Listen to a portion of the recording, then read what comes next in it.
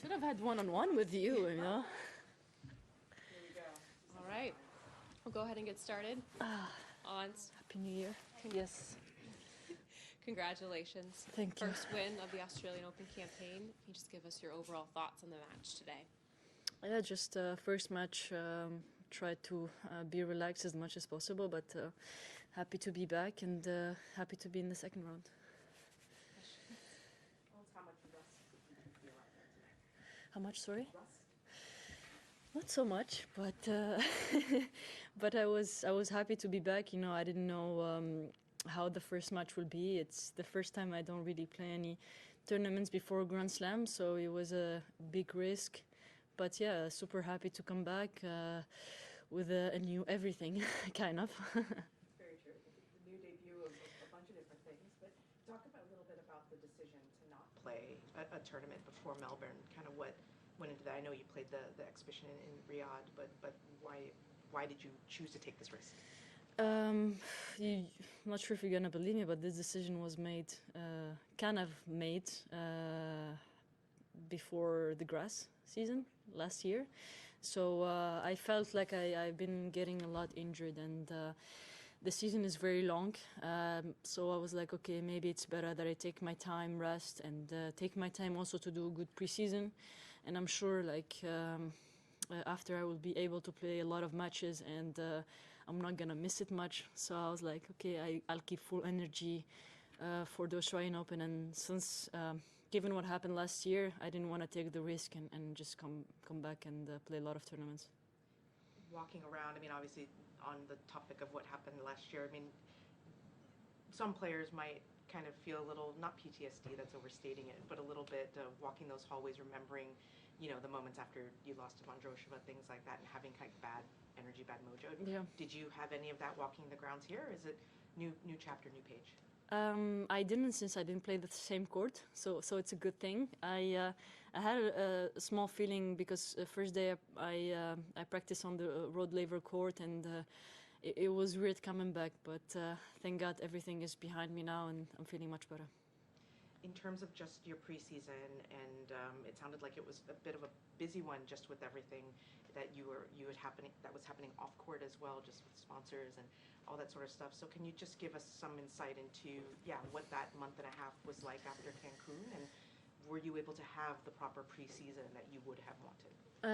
I was, honestly. I just I took a small vacation. I went to Bali, and then with Karim, my husband, so really had amazing time there, relaxed, and then we had actually a time to do 2 weeks only fitness with him.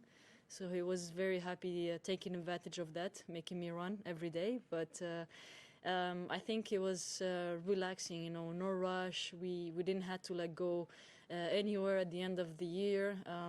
Then I was in Dubai a bit. My family was there, so it was nice to have a family moment. And then new sponsor, new opportunities. I'm very happy and honored to be the ambassador of this amazing brand, Kayani. It's a Saudi brand that was meant to inspire more women, so we share the same values, and I'm very happy to do that, and looking forward to represent this beautiful brand, and hopefully many more to come. How involved were you in terms of colors, fit, fabric? Very involved. I was loving it. I was loving it. Actually. Yeah, but I'm not into fashion a lot, and I found it very interesting to like, and they were like asking me for every little detail, and do you like this, do you like that? Cause like I'm not used to this, you know. So I felt like valued and appreciated, and it's a feeling that I honestly cannot even describe, because given what happened in the last years. So I'm very happy to start this new partnership. I'm choosing the next, the collection, the colors again. They asked me which ones I like more, the designs. We're gonna try something. Like today, I entered with a like Batman. They called me. I heard they called me Batman. So it's good. The vibes are good, and I felt like maybe Serena a little bit, style. which you know me, I don't do those things, but I'm honestly having fun to have those different collections and feel very pampered from Kayani. So I'm looking forward to show you guys more outfits. We said also that it was a Serena-esque jacket. She was, you know, copying me a little.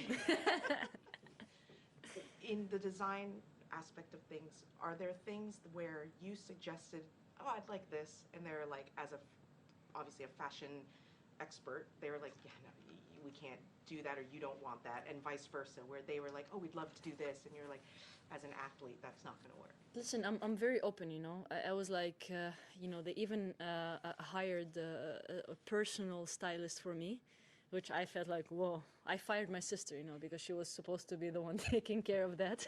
But I was like, yeah, she can keep the job if she brings the kids, you know. But basically, you know, when you work with professional people like this, they know your style, so they know which things you would like. And me, on the other side, I was very open about trying new stuff, like the coat, like, you know, this, you know, and everything around it. And it's a perfect match, and they have you know, the sports wear that already ready, and I'm designing my own collection of tennis because I'm the only tennis player they have, and looking forward to do more for sure. Looking ahead, you'll play Mira Andreeva, whose Oh, she name, won. Yes, Good. she did, and her name has often come up around you. Yeah. She has said that you are one of her tennis idols and everything like that. I'm curious, yeah, what you have made of a 16-year-old like her, managing her career the last year, making the results, and then what it's going to be like to play her for the first time. I think she's been playing amazingly. Like she has like only a couple of tournaments that she can play, given her age, and I feel like they should give her more tournaments to play. And yeah, it's gonna be a very difficult match. I know she's 16 years old, but she's very tough. I might be her idol, but she wants to go there and kick my ass for sure. But it's an honor to play her. Really, I'm a big fan of her and love her attitude on the court. So it's gonna be an amazing match for both of us. Yeah, I wanted to practice with her, but every time is difficult. But here's the first practice until the next ones. In terms of, I know that all the top players, you go to a slam and you say, you know, I want to win the slam. That is obviously the goal, and that is success. Given that you come in, this is your first tournament of the year, everything like that, does that change your kind of, not ambition, that's overstating it, but what is a successful tournament at Melbourne Park for once? For me, it would be a second week. Obviously, if I didn't play any tournaments before, I just didn't want to put a lot of pressure on myself. And if I put maybe enough pressure on 2 Grand Slams, let's say, a year, it's okay, and be more realistic to say, I'm just going to go and enjoy myself on the court. You know, I have enough pressure on my plate, so I think it's just good to enjoy my time here. Can I ask you about the documentary? Yes. Did you watch it? No, I haven't seen it. I haven't had Ah, I haven't been able to. Come on, man. Just send Snooze her. it. I don't know. But Courtney, I got you. I haven't seen it. I have read articles, very good articles, from people who have watched it.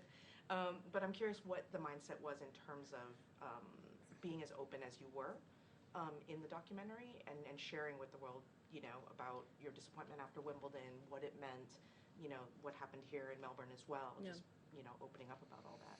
You know, I'm an open book, you know, always has been with you guys, and whatever you ask me question, I answer honestly. Just I'm excited that I had my own thing, you know, my own documentary, that I was able to speak freely and speak about everything, you know, and that's I appreciate the team that I've worked with. They're very, very professional, and they didn't want to push me to do anything that it was against, you know, myself or what I believe in. So they let me be natural, and they showed me, you know, on and off the court, but mostly off the court.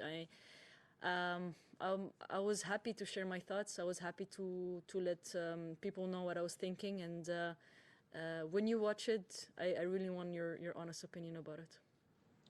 I will be sure to give you that. Send her the link now. Give me the screener, man. Come on. Adel, it's Courtney. It's okay. She's part of Now the you know, good. Reem doesn't send me pirates.